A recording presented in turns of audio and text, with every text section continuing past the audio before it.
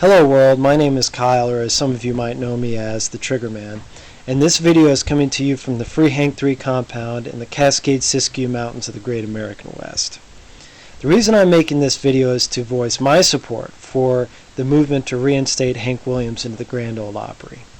To me, this movement can be symbolized by one word, and that word is respect. Respect for Hank Williams and respect for the Grand Ole Opry. In my opinion, the members of the Reinstate Hank movement have more respect for the Grand Ole Opry than the current Grand Ole Opry has for itself, and definitely have more respect for the Grand Ole Opry than its current owners and operators. Now, when I was younger and went to church, I remember that people would talk about how a church was not a building, a church wasn't a steeple, a church wasn't a cross, a church was people, the people that made up the church. So, as the mother church of country music, the Grand Ole Opry should listen to the wishes and desires of the country music fans. And I challenge the Opry to find any fan, any country music fan, any Hank Williams fan, any fan of the Grand Ole Opry, who can speak with passion about why Hank Williams should not be reinstated to the Grand Ole Opry. As a real country music fan, as real country music fans, we feel like our institutions are under assault. Country music radio has been overrun by pop influences. Music Row has just become a footprint for huge buildings run by corporations who exploit country music for the most possible money.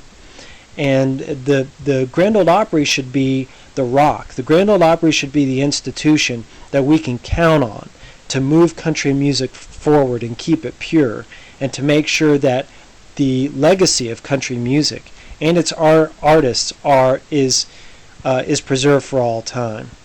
Now, I do understand the argument that the Grand Ole Opry makes, that reinstating a dead guy, as they like to say, is a difficult thing. I understand that they're concerned that if they reinstate one dead guy, then they may have fans and friends and family of other deceased former opera members coming forward and wanting their deceased individual to be reinstated.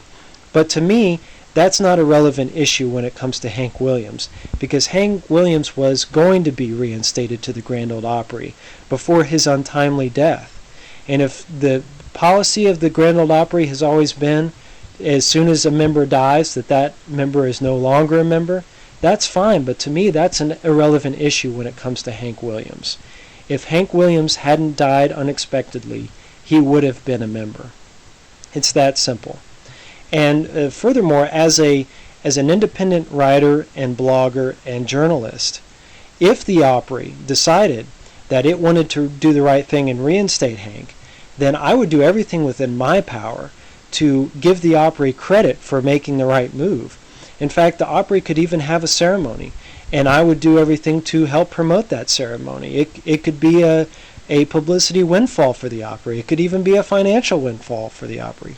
So I think the only option is simple, and that option is to reinstate Hank. So let's do it, huh? Party.